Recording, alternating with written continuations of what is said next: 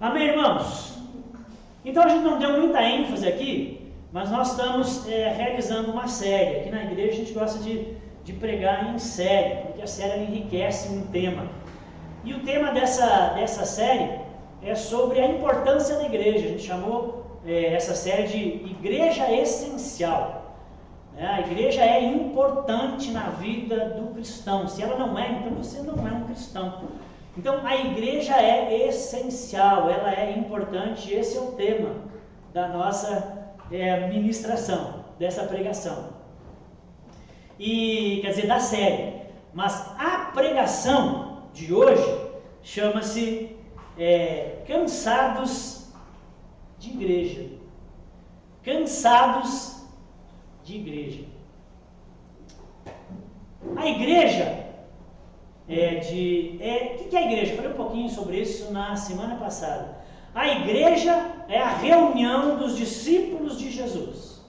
A igreja é o ajuntamento dos santos que se organiza numa localidade para anunciar o evangelho, as boas novas a todos os perdidos e também para edificar, para ajudar os santos, os salvos, os discípulos. Esses são os dois objetivos principais desse ajuntamento, dessa igreja que se organiza numa localidade. A igreja é uma instituição divina que existe há praticamente 2000 anos. A igreja é divinamente instituída. A igreja é a ideia de Deus, não é a ideia dos homens. Ela é divinamente instituída. Porém, todavia, contudo, humanamente dirigida. Divinamente instituída, mas humanamente dirigida. Composta por homens e mulheres, que, na maioria das vezes, são bem intencionados. São pessoas do bem, que querem o bem para as pessoas, querem pregar o evangelho. Então, esses homens e mulheres, na sua quase grande totalidade, são boas pessoas e bem intencionadas, mas falhas, mas pessoas, por mais que bem intencionadas, pecadoras.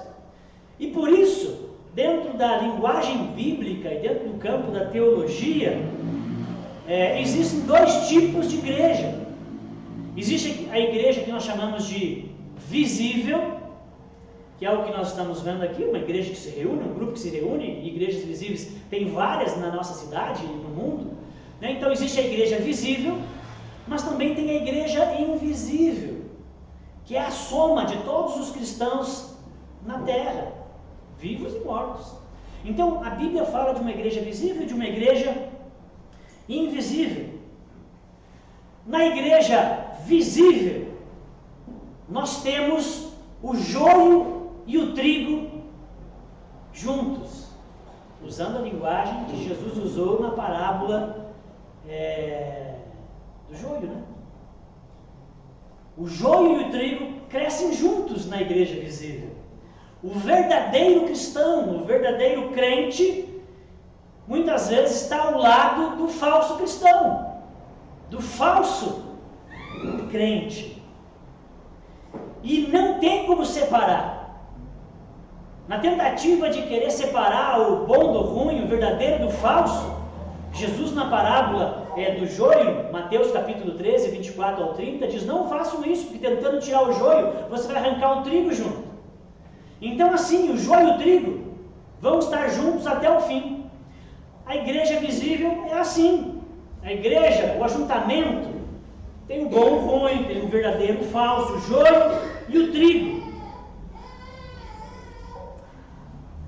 E na igreja invisível, que só Deus vê, ali, irmãos, há só trigo. Na igreja invisível, que só Deus vê, ali só tem o verdadeiro cristão. Fazem parte da igreja invisível, que é a igreja gloriosa, que a Bíblia promete que um dia Jesus voltará para buscar. E essa igreja então vai viver com Jesus por toda a eternidade, com muito gozo e felicidade. Mas enquanto isso não acontece, é com a igreja visível que nós nos relacionamos, porque a invisível só Deus sabe, a visível nós conhecemos. E a visível tem essa questão aí, está tudo junto e misturado. Mas enquanto Jesus não busca a igreja invisível, e então só os trigos conviverão, por ora, nosso relacionamento é com a igreja visível. E na igreja visível, qualquer igreja que se diz cristã, a igreja visível, há muita coisa boa na igreja de Cristo na terra, mas também tem coisa ruim. Há muita beleza na igreja de Cristo que nós vemos por aí, mas também tem feiura. Há muita coisa de Deus maravilhosa, mas também tem muito do dedo humano.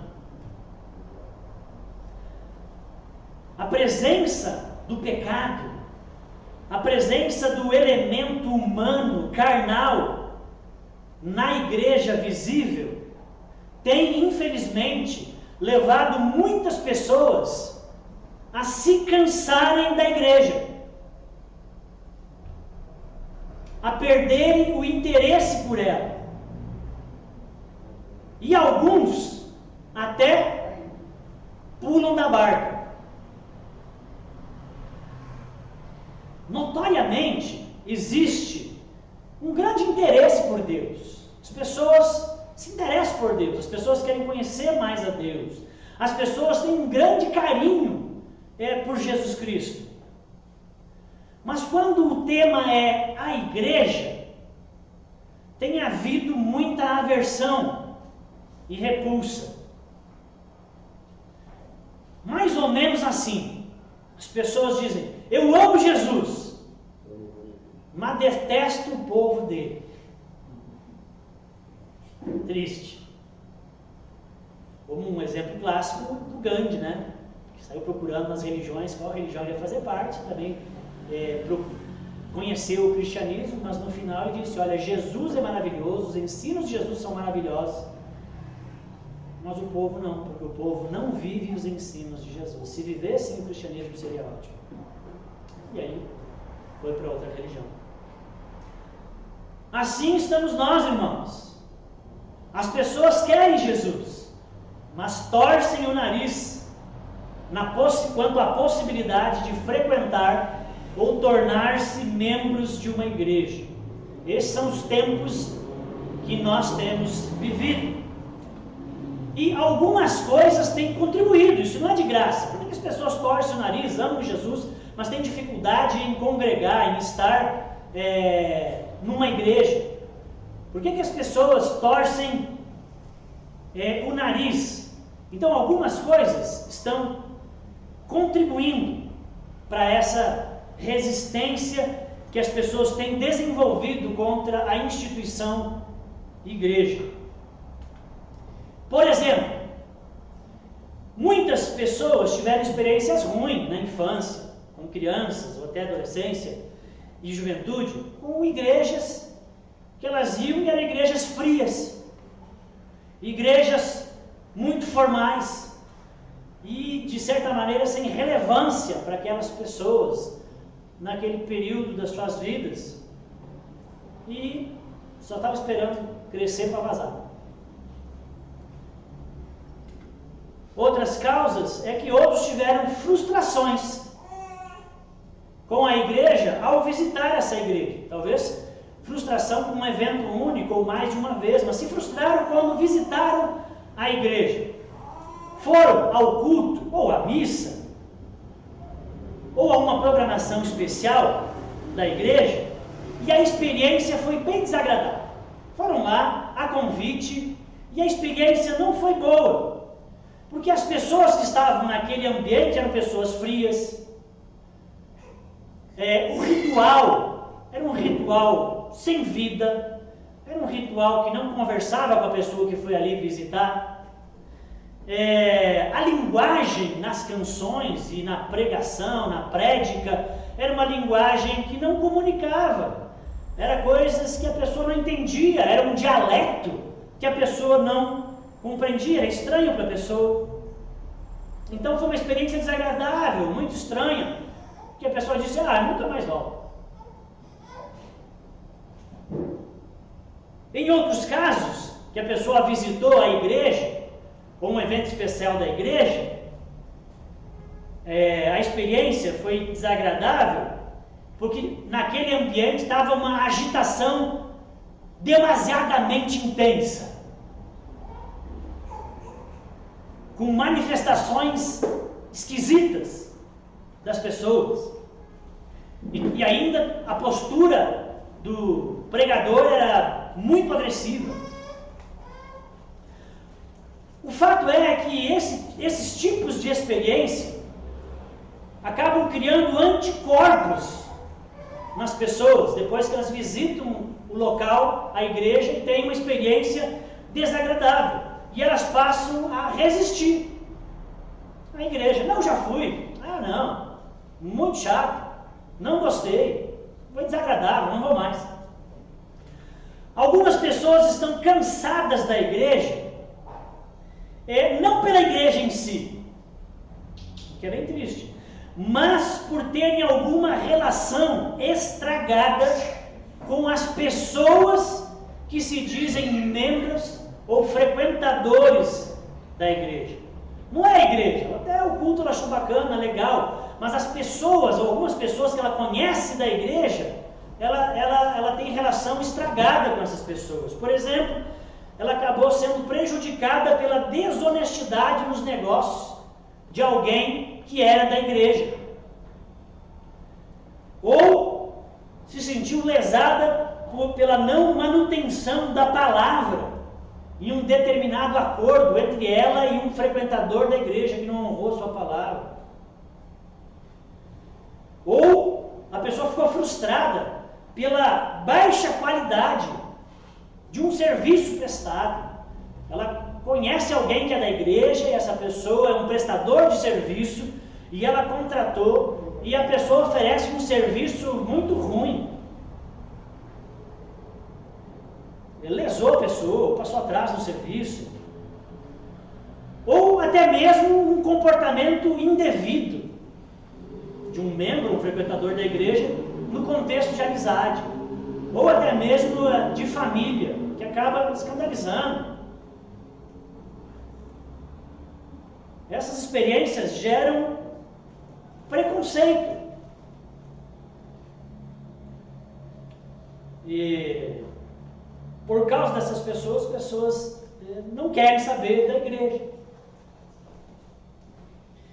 Outros foram desgastados, sofreram desgastes, dentro da igreja, frequentando por anos, desgastes nos seus relacionamentos com as lideranças, pastores, diáconos, presbíteros, lideranças. Teve desgaste nos relacionamentos com as lideranças, ou mesmo às vezes até com pessoas da igreja. As relações ficaram desgastadas porque teve coisas que não foram resolvidas, foram sendo levadas com a barriga e não foram resolvidas.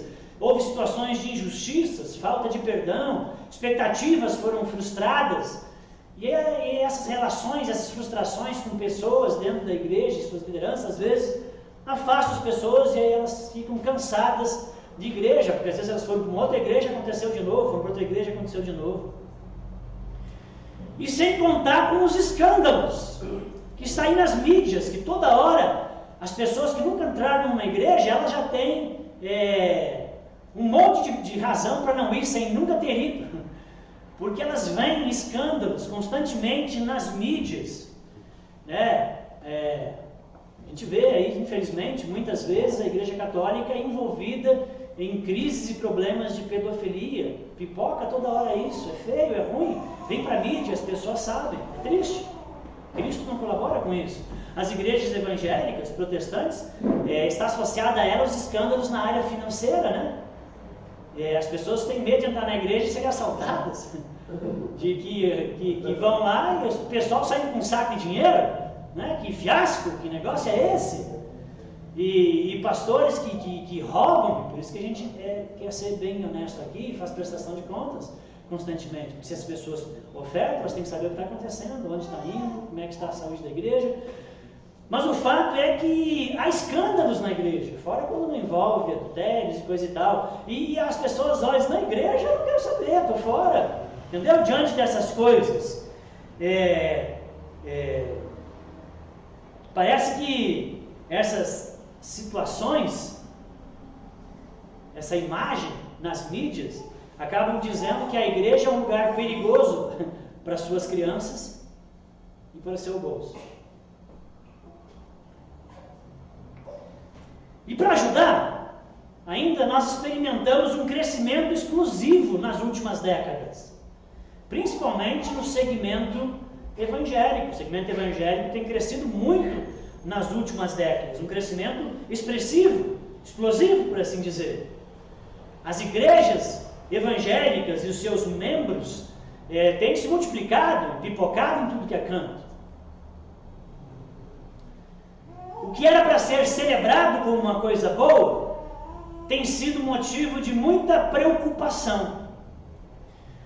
Porque trata-se de um crescimento desordenado. Às vezes, um crescimento às custas de procedimentos e técnicas que não são bíblicas, que são estranhas à palavra de Deus. Às vezes, motivações de se abrir uma igreja que a Bíblia é contrária. O problema é que esse crescimento desordenado de hoje resultará nos cansados de igreja de amanhã, que já é hoje, que já há um grande número de cansados de igreja, devido a tudo isso e muito mais outras coisas que eu falei aqui para vocês. O pastor Ricardo Agreste, Campinas, presbiteriano, ele disse: ao observar, é o pastor, olha o que esse pastor diz, ao observar esse tipo de igreja completamente voltada para si mesma, insensível com os de fora, irresponsável com a moral e a ética da vida social, completamente envolvida com seus próprios modismos, teologismos e enfermidades, que nada tem a ver com a essência da espiritualidade cristã. Eu, como pastor, sou o primeiro a gritar: igreja, estou fora. Se é assim, eu estou fora. Mas, ao ler as páginas da Bíblia e refletir sobre a comunidade dos santos, sobre a igreja que nós vemos ali no Novo Testamento, que é formada em torno da fé, em torno da esperança, em torno do amor e na obra de Jesus, altamente comprometida com a pessoa e com a mensagem de Cristo, e engajada em viver e comunicar isso de forma relevante para os homens e mulheres que vivem na sociedade atual, aí sim eu sou o primeiro a mudar de opinião, e o meu desejo é dizer: igreja, estou dentro.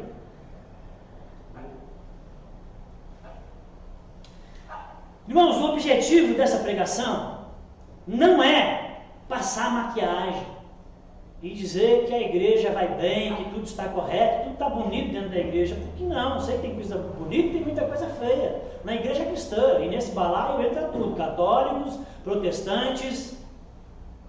Meu objetivo aqui não é passar maquiagem, dizer que está tudo maravilhoso, porque não está. Mas eu quero lembrar aos irmãos que a igreja é bênção de Deus para a terra. A igreja é um dom de Deus deixada aos homens. Mas tem falhas, tem problemas. Tem falhas e tem problemas, mas também, bem da verdade, é que nós esperamos da igreja o que jamais deveríamos esperar dela. Muitas vezes nós temos expectativas exageradas, além da Bíblia. Nós romantizamos a igreja. E que se nós lêssemos as Escrituras, a Bíblia, com atenção e com cuidado os textos que nos ensinam sobre a igreja, nós iríamos ver que nos textos das Escrituras a Bíblia não passa maquiagem, não faz uma cortina de fumaça querendo nos enganar. A Bíblia dá a real. A Bíblia nos mostra mesmo como a igreja é, ela não romantiza. Então o objetivo dessa mensagem aqui é uma tentativa de ajudar os irmãos a serem pessoas apaixonadas pela igreja, como Cristo é. Os textos que mais nos ensinam sobre a igreja no Novo Testamento são as cartas gerais e as cartas paulinas. Nas cartas gerais e nas cartas paulinas é onde nós mais vamos achar conteúdo nos ensinando sobre a igreja, o que Jesus espera da igreja, o que é a verdadeira igreja, por que ela existe. Vejamos as cartas paulinas, que são 13, quase a metade do Novo Testamento são as cartas do apóstolo Paulo. Vamos olhar para as cartas paulinas a respeito do ensino sobre a igreja. O que você encontra nestas cartas? A grosso modo, irmãos, para nossa surpresa, são cartas que Paulo escreveu para igrejas. A grosso modo, para nossa surpresa, há poucos elogios e muita exortação e correção. Essas cartas de Paulo para as igrejas estão cheias de repreensões devido aos problemas que existiam na igreja de Cristo. Problemas como divisões, fofocas, adultérios, mentiras, brigas, litígios entre as pessoas. Paulo está escrevendo para cristãos, entre as pessoas que frequentam a igreja. Havia atitudes de preconceitos entre ricos e pobres e muitas outras coisas. O mais surpreendente não é o conteúdo das cartas de Paulo, porque ele está educando a igreja e tentando corrigir os erros que ali existem para que a igreja dê um bom testemunho ao mundo. O mais surpreendente não é o conteúdo das cartas. O mais surpreendente é a introdução que Paulo dá na maioria dessas cartas. Quando Paulo começa o início dessas cartas, Paulo sempre começa suas cartas para determinada igreja ou um pastor. Ele começa dizendo: aos santos da igreja tal. Aos santos. Os santos não é no sentido que a igreja católica trouxe, de alguém muito iluminado, alguém especial, um grande homem de Deus, e foi canonizado para a igreja, e aí temos os santos da igreja católica. Quando Paulo fala aqui aos santos da igreja, ele está se referindo a todos os cristãos, a todos aqueles que são membros da igreja, todos aqueles que fazem parte da igreja, aos santos, porque o santo não é alguém que não peca, o santo é alguém que foi separado para Deus. Você não pertence mais ao mundo, agora você pertence a Deus. Então Paulo, ele começa suas cartas dizendo: aos santos que vivem em Roma, aos santos de Colossos, de Filipe, e assim vai. Agora pense, irmãos, se a maior parte do conteúdo das cartas é para chamar atenção a respeito de alguns pecados grosseiros que existem dentro da igreja, como poderia Paulo chamar essas pessoas de santos? Como que esse grupo, formado por pessoas tão problemáticas e com pecados tão gritantes e grosseiros em suas vidas, podem ser chamadas pelo apóstolo Paulo de santos? A resposta está na expressão que normalmente Paulo usa para esse adjetivo santo. Depois que Paulo diz aos santos, geralmente ele traz um complemento que é o segredo para nós entendermos a igreja e olharmos a igreja a partir dessa ótica. Que Paulo fala aos santos da igreja em Roma, ele diz aos santos em Cristo Jesus.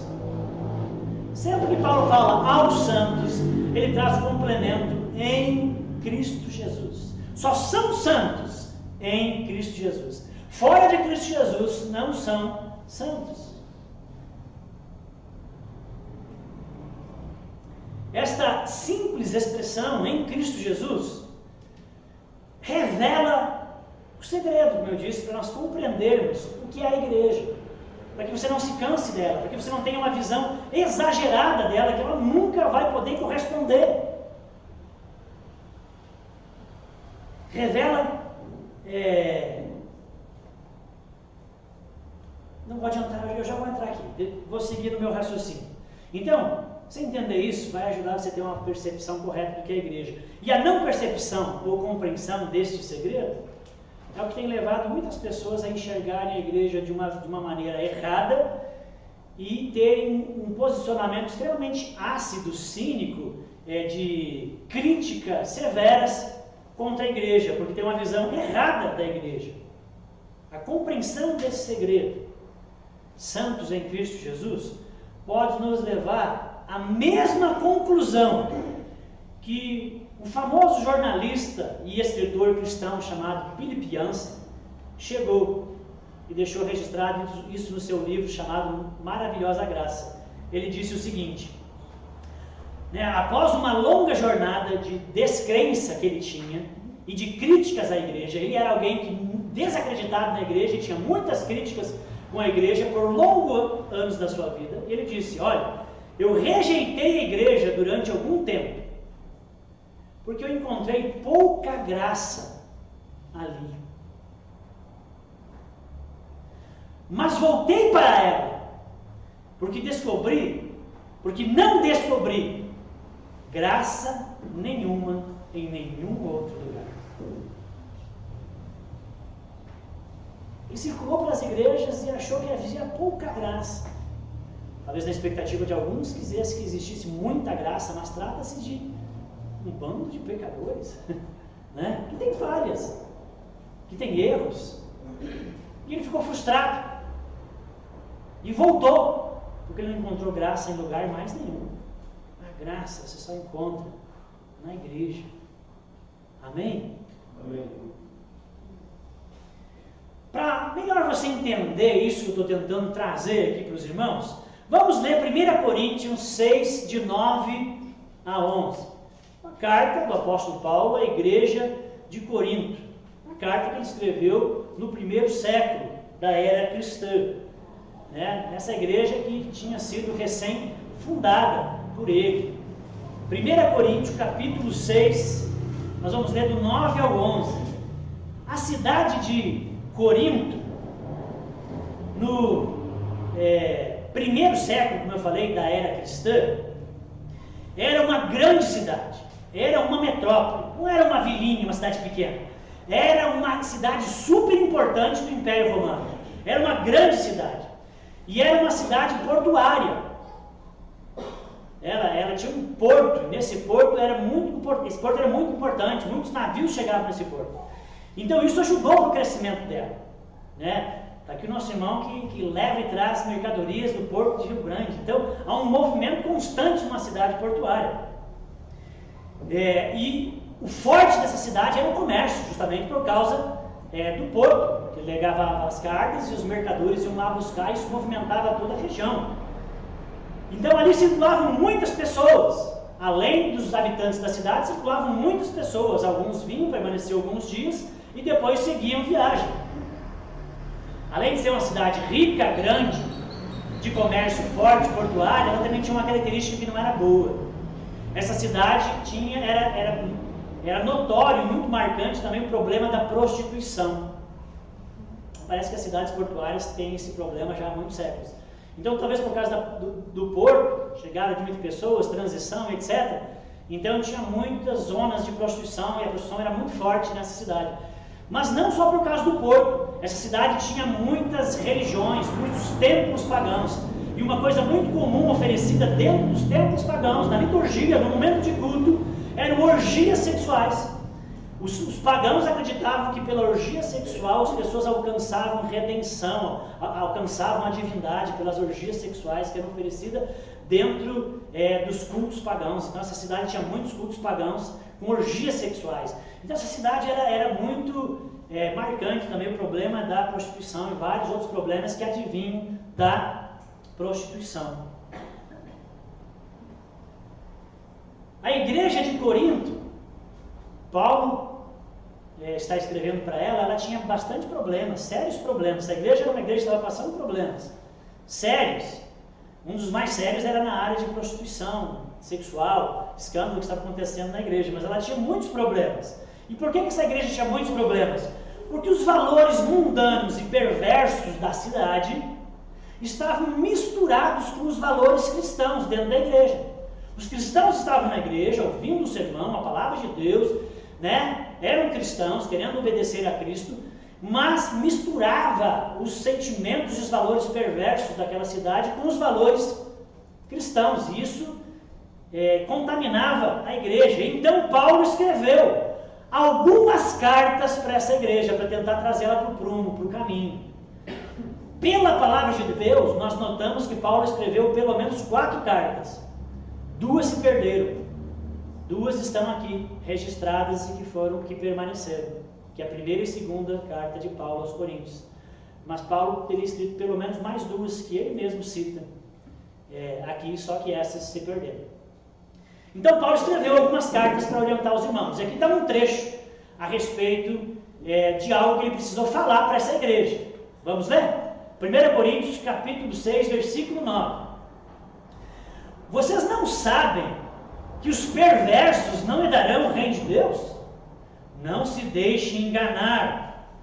Nem imorais, nem idólatras, nem adúlteros, nem homossexuais, passivos ou ativos, nem ladrões, nem avarentos, nem alcoólatras, nem caluniadores, nem trapaceiros herdarão o reino de Deus. Assim foram alguns de vocês, mas vocês foram lavados, foram santificados, foram justificados no nome do Senhor Jesus Cristo e no Espírito de nosso Deus. Irmãos, diante do caos ético e moral presente na cidade e também na igreja de Corinto, Paulo oferece uma lista de práticas, as quais ele diz: não herdarão o reino de Deus os que tais coisas praticam.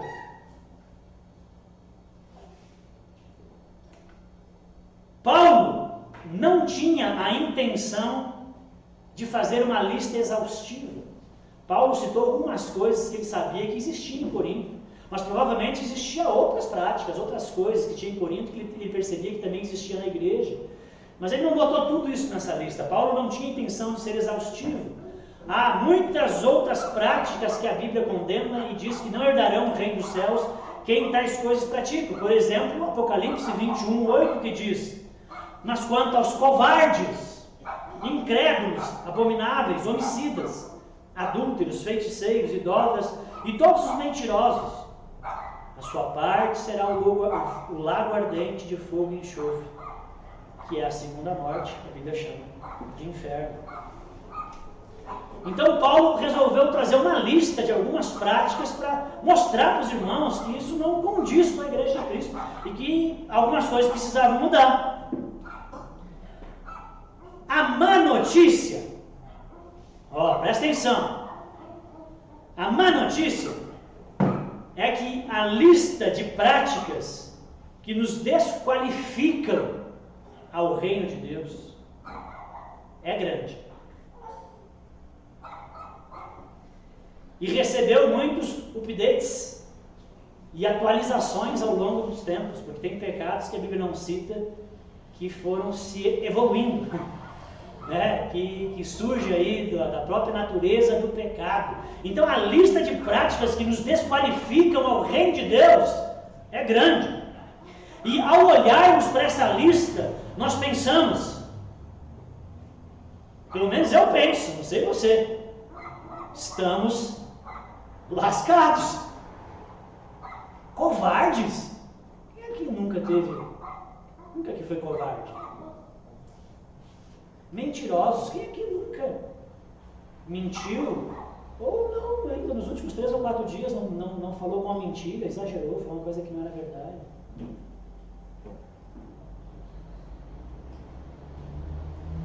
Ao olhar para essa lista, pensamos, ferrou, estamos lascados. Partindo da análise desta lista que Paulo traz e outras listas que encontramos na Bíblia, num primeiro momento nós concluímos que a Igreja de Cristo deveria ser formada apenas por pessoas, por indivíduos e famílias nota 10. A Igreja de Cristo só poderia ser formada por pessoas irrepreensíveis, pessoas que nós tiramos o chapéu, gente saudável, educada, bonita, bem resolvida, com um currículo de vida irrepreensível. Irmãos, graças a Deus não é bem assim. Amém? Amém. Ufa, porque Paulo deu uma lista aí do que, o que não vai herdar o reino de Deus. Não é bem assim. A boa notícia é que no verso 11 Paulo diz: assim foram alguns de vocês. Ele dá uma lista e ele diz: assim foram alguns de vocês. Eu estou tentando construir para você e mostrar para vocês o que é a Igreja de Cristo, porque você não tem uma visão errada dela, ao ponto de dizer: estou cansado, como quem disse, me frustrei, eu tinha expectativas irreais, pensamentos que não condizem, que a igreja nunca vai alcançar, e aí você se cansou dela, e vários outros pensamentos errados. A boa notícia então é que Paulo, depois dessa lista, diz: assim foram alguns de vocês. O que Paulo está fazendo aqui? Olha o retrato que Paulo está dando da igreja. Se Paulo fosse um pintor, ele estava pintando, ele estava dando um retrato da igreja. Ele está dizendo que alguns daqueles que estão sentados nos bancos da igreja, do nosso lado, todos os domingos, alguns daqueles que sentam do nosso lado, nos pequenos grupos, são ex-perversos, são ex-imorais, ex-idólatras, ex-homossexuais, ex-ladrões, ex-avarentos, ex-alcoólatras, ex-caluniadores, trapaceiros, mentirosos, ex-covardes, ex-assassinos. Você já imaginou estar sentado aos domingos no meio de uma turma com esse currículo? Se você soubesse. Você já imaginou? Já pensou os seus filhos crescendo no meio deles, desse povo que tem esse currículo? Já pensou ter alguém deste time visitando a sua casa regularmente? Irmãos, eu tenho 3 coisas para falar com vocês que poderão deixá-los mais chocados ainda. Primeiro, todo domingo, quando você vem ao culto ou à missa, você encontra-se sentado no meio de um bando de ex-alguma coisa. Ex-trambiqueiro, ex-adúltero, ex-imoral, ex-briguento, ex-fofoqueiro, ex-pica-fumo, de tudo, caluniador. As pessoas ao seu redor na igreja lhe parecerão gente comportada e até parecerão de currículo irrepreensível. Mas você quer saber a verdade? Cada cada uma delas é esse alguma coisa. Segunda coisa que eu preciso dizer para vocês, que talvez choque mais ainda, é que eu e você somos um deles. Sim, Senhor. Eu e você somos um deles. Cada um de nós, em nossa própria fraqueza, carrega uma destas marcas de práticas vergonhosas, de ex alguma coisa. O que nos qualifica para estarmos sentados no banco na igreja de Cristo, e principalmente na igreja invisível, certamente não é o nosso currículo anterior. Certamente não é isso. Quem pensa o contrário, que o que te garante na igreja invisível é porque você é bom cidadão, o seu currículo é maravilhoso, você é uma pessoa mais fantástica que existe na terra, está redondamente enganado, você nunca compreendeu o Evangelho e não sabe o quão pecador você é. E foi por causa de você que Jesus Cristo veio à terra, padeceu numa cruz, morreu, por causa dos seus pecados.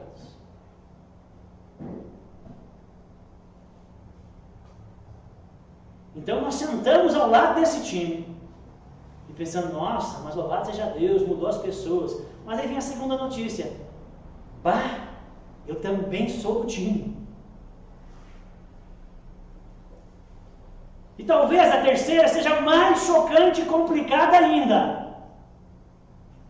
É que alguns daqueles que estão sentados domingo após domingo nos bancos de nossas igrejas não são tão como deveriam, ou como aparentam ser.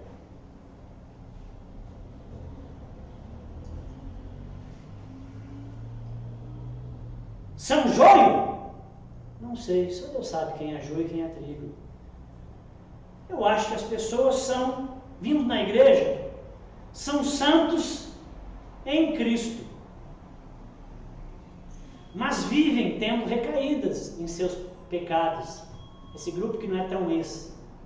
Amam Jesus, querem fazer a coisa certa, não querem errar, mas acabam cometendo pecados, fazendo coisas que não devem. Certas circunstâncias as levam de volta a erros passados. Existe isso, irmãos, na igreja. Exemplo, 3 amigos, por exemplo, você entender essa natureza da igreja. 3 amigos que amam Jesus, mas estavam com dificuldades com os seus pecados. E esses amigos resolveram se reunir, fazer um clube da santidade, como Wesley chamava. E eles falaram, vamos se reunir para que a gente se estimule, se ajude a ter mais intimidade com Jesus e fazer as coisas para agradar a Jesus. Então vamos se reunir com regularidade para se ajudar. E na primeira vez que eles se reuniram, eles resolveram cada um confessar qual era a sua maior dificuldade, qual é que era a sua área onde o pecado era maior, para que os outros ajudassem. Então o primeiro disse, olha, eu tenho sérios problemas com dinheiro. Era crente, amava Jesus, mas ele falou, eu tenho sérios problemas com dinheiro. Eu preciso confessar para vocês que me envergonho, mas eu já roubei da minha empresa. Em outra ocasião, eu cheguei a tirar dinheiro da carteira da minha sogra. Da sogra também é pecado, não pode fazer. Já aceitei suborno. Já soneguei impostos. Por favor, orem por mim, sou muito avarento. O segundo começou dizendo, eu por outro lado, tenho sérios problemas com a luxúria, com a prostituição. Eu não posso ver uma mulher que eu fico assanhado. Frequentemente eu vejo pornografias, eu recorro a pornografias. Irmãos, também com vergonha, eu quero dizer que eu já tive um caso extraconjugal. Se minha família e a igreja souberem o que vão pensar de mim, por favor, orem por mim, para que eu vença esses pecados na minha vida. O terceiro irmão começou dizendo: graças a Deus, eu não tenho problema nenhum com dinheiro, pago todas as minhas contas em dia, não devo para ninguém, né, contribuo na igreja, sou muito honesto, não tenho problema nenhum com luxúria, sou muito fiel à minha esposa e continuarei a ser. O meu problema, irmãos, é com a língua. Eu não consigo guardar segredo. Por isso, irmãos, orem por nós. É uma piada, mas parece um retrato da igreja. É ou não é? Tem uma visão mais realista, à luz de Paulo, de tantos problemas. As pessoas dizem: vamos voltar ao primeiro amor, à igreja de Atos. Meus amigos, a igreja de Atos é crivada de erros, de idolatria, de pecado, de problema. A igreja é assim, feita de pecadores, feita de pessoas que estão em obra, em construção, Cristo sendo geradas nela. Mas elas só são santas porque elas estão em Cristo. Porque Deus não olha para os seus pecados, mas vê os méritos de Cristo. Amém? Amém. Somos aceitos não por causa do nosso currículo. O nosso currículo nos faz. Nós estamos lascados por causa do nosso currículo. Mas é o currículo de Cristo que nos garante. Amém? Amém. Irmãos, o fato é que a matéria-prima usada por Deus para formar o que nós chamamos de igreja não é bem o que existe de melhor em termos de virtude na terra. É só olharmos para as grandes personagens da Bíblia. Abraão, o pai da fé, mentiroso. Você lê Gênesis, mentiroso. Jacó, patriarca, trapaceiro. Davi, compositor dos salmos, hinos, assassino. Mateus, publicano, escória, patife, traidor. Simão Zelote. Agora os apóstolos que andavam com Jesus eram um terrorista. Pedro, Pedrão, arrogante, covarde, negou Jesus. Esta é a matéria-prima que Deus tem usado ao longo da história para formar a sua igreja. Trata-se de gente limitada, imperfeita, com falhas. Ao olharmos para a igreja de Cristo ao longo dos séculos e termos uma visão sincera, sem maquiagem, sem mentir, o que nos salta aos olhos não é as grandes virtudes das pessoas que compõem a igreja, mas o que nos salta aos olhos é a grandeza do amor e da misericórdia de Deus, que apesar dos nossos pecados, nos chamou e nos amou e nos chamou para fazer parte dessa instituição, e que enviou o seu Filho. Olhando para o nosso currículo, a igreja devia ser um lugar vazio, sem ninguém, porque ninguém poderia fazer parte da igreja gloriosa de Jesus se fosse por causa do nosso currículo. Então, o que nos salta a olhar para a igreja não é a virtude dos irmãos, mas é o amor e a graça do nosso Deus. Amém? Amém. Ao estabelecer que o padrão de aceitação para pertencer à igreja de Cristo seria a graça, e graça nós sermos aceitos imerecidamente. Quando Jesus estabeleceu que o padrão seria a graça, Deus transforma a igreja numa comunidade de gente que traz profundas marcas causadas por suas falhas e pecados passados, pessoas que enfrentam grandes lutas no presente e que têm uma esperança de redenção no futuro. de transformação plena. Sermos transformados num novo homem, numa nova mulher. Ou seja, gente, a igreja é uma comunidade de alguma coisa, todos nós, que está em contínua obra, e por isso que alguns não são tão eles. Contínua obra de transformação, para sermos mais parecidos com Jesus, e todos esses são aceitos gratuitamente, graciosamente por Deus, para fazer parte da sua família. Isso é a igreja. A boa notícia ainda melhorada, e caminhando para o fim dessa mensagem, Paulo ainda melhora. Ele diz: vocês são tudo um bando de eles, mas vocês foram assim. A boa notícia melhorada é que Paulo, no versículo 11, vai nos dizer: assim foram alguns de vocês. Mas, apesar do currículo, apesar de vocês não sendo pessoas, flor que cheire, né? Flor que se cheire, vocês foram lavados. Vocês foram santificados.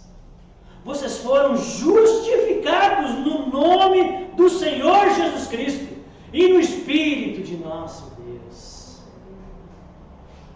Perceba que os três verbos, lavados, santificados e justificados, está na voz passiva. Não sei se você entende isso em português.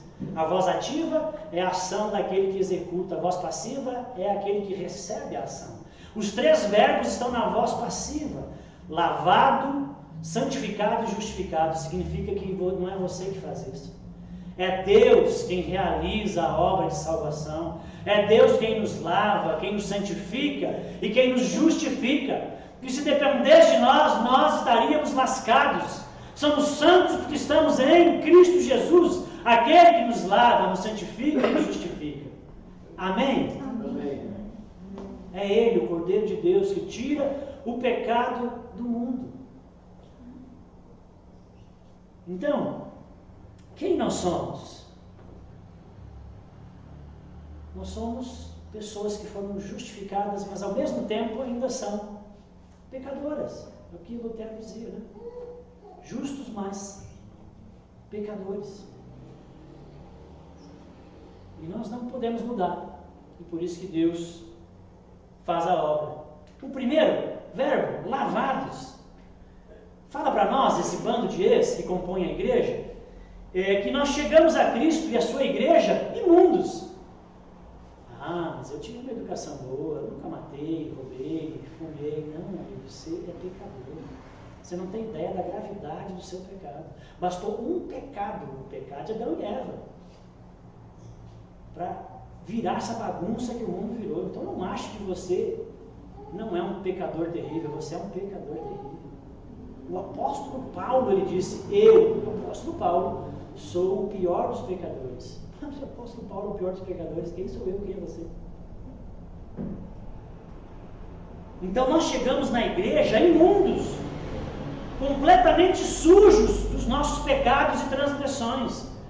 Mas Cristo, Paulo está dizendo, nos lavou. Cristo nos lavou completamente. Ele removeu totalmente a mancha do pecado das nossas vidas. Como que ele fez isso? Através do seu precioso sangue derramado na cruz. Apocalipse capítulo 7 fala isso. O seu sangue nos purifica, nos limpa de todo pecado. Sabe, as pessoas costumam estigmatizar as outras pessoas. As pessoas costumam identificar as pessoas por causa dos seus pecados passados. Então, se você era um ladrão, parece que você vai ser um ladrão para sempre. Se você era um fofoqueiro, você vai ser um fofoqueiro para sempre. As pessoas estigmatizam as pessoas, identificam elas pelos seus pecados passados. Mas Deus não é assim. Deus não olha para os nossos pecados passados uma vez que nós viemos até Cristo. Deus olha para o nosso presente. Amém? E nele todos os nossos pecados foram lavados. Todos, quando Deus olha para nós, Ele não enxerga os nossos pecados. A Bíblia diz que Ele lançou no mar do esquecimento. Amém? Amém. No presente, todos os meus pecados estão lavados. Porque eu estou em Cristo. Amém? Segundo, santificados. No mundo há 7 bilhões de pessoas e não para de crescer. Vão ter que povoar a Lua, Marte.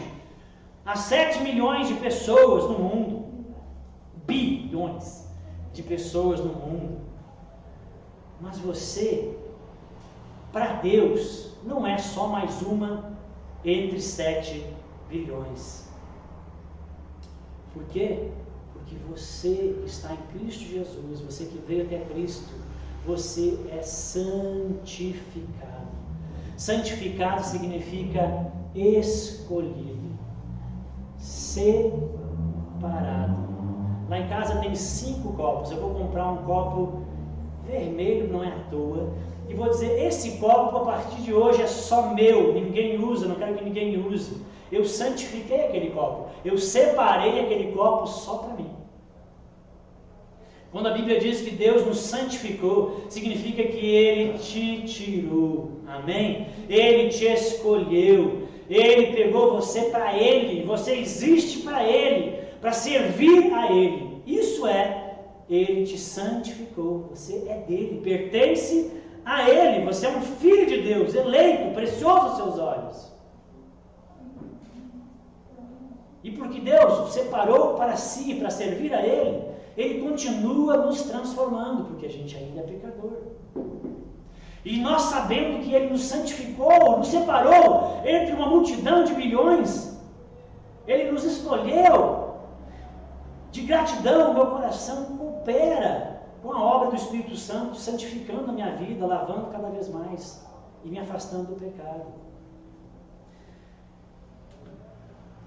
Terceiro e último, para melhorar, Paulo diz que Ele nos justificou, fomos justificados. Ou seja, devido às nossas práticas pecaminosas, nós estávamos todos desqualificados de entrar no reino de Deus. O nosso destino era o inferno. Estávamos todos desqualificados por causa do nosso currículo. Nosso currículo era péssimo, não tinha jeito. Sobre nós já tinha uma sentença: culpado. Mas o que Deus, em sua infinita graça e amor, fez? Vendo que a humanidade não tinha como resolver o seu problema de um currículo péssimo e que já tinha uma sentença sobre a humanidade, Ele enviou seu Filho para morrer por nós, pecadores. E a sua obra nos purificou de todo pecado, nos garantiu perdão e acesso ao Pai. E agora, no nosso prontuário, com relação às nossas ofensas passadas, existe um carimbo escrito: justificado, inocente, não tem mais culpa nenhuma.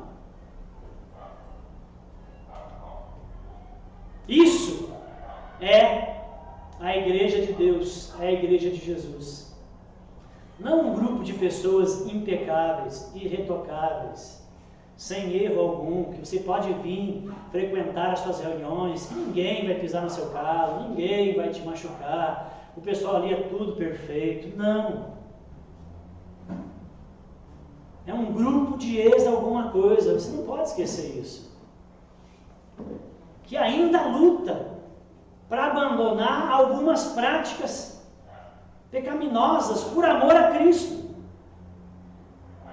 E que apesar das suas falhas e dos seus pecados, incredulidades e tudo mais, apesar dos seus pecados, foram aceitas graciosamente por Deus. E se essas pessoas, com todo esse currículo, e que eu faço parte, também assim sou, fomos aceitos, apesar de quem somos, graciosamente por Deus, por que eu jogo fora essas pessoas e desprezo elas, e não quero conviver com elas, e não quero congregar com elas? Se elas foram aceitas por Deus, quem eu sou para não aceitá-las? Se eu fui, apesar de quem eu sou, aceito, por que você não pode ter esse mesmo sentimento com a igreja, com aqueles que fazem parte da igreja, aqueles a quem Jesus lavou, santificou e justificou? Amém, queridos? Amém. Bendito seja o nosso Deus, o Pai do Senhor Jesus Cristo, que nos amou e nos chamou apesar dos nossos pecados. Ou na linguagem de Paulo, nos salvou quando ainda éramos pecadores. Amém, irmão? disso que você ouviu, eu queria desafiar você, né? E essa é a razão da nossa oração. Eu queria desafiar você a ser mais humilde a respeito da visão que você tem de você mesmo. Nós culpamos nos achar mais santos e melhores que os outros, e por isso jogamos pedras e criticamos aqueles que cometem pecado. Seja mais humilde. O seu currículo não é tão bom assim não. Ok? Todos somos iguais nessa barca. Todos estamos na mesma fila do pão. Amém? Você também é parte do problema. Você não é melhor. Então tenha uma visão mais humilde a respeito de você e dos seus pecados. E segundo, seja mais gracioso nos seus relacionamentos na igreja. Não foi por suas virtudes que Cristo te salvou. Lembra disso? Foi por causa da sua graça. Seja gracioso com os irmãos. Amém? A lei não transforma a vida. Ser legalista com as pessoas não transforma a vida. O que transforma as pessoas, a lei só mostra o pecado. O que transforma é a graça. Amém? Então sejamos mais graciosos com os nossos irmãos. Vamos orar?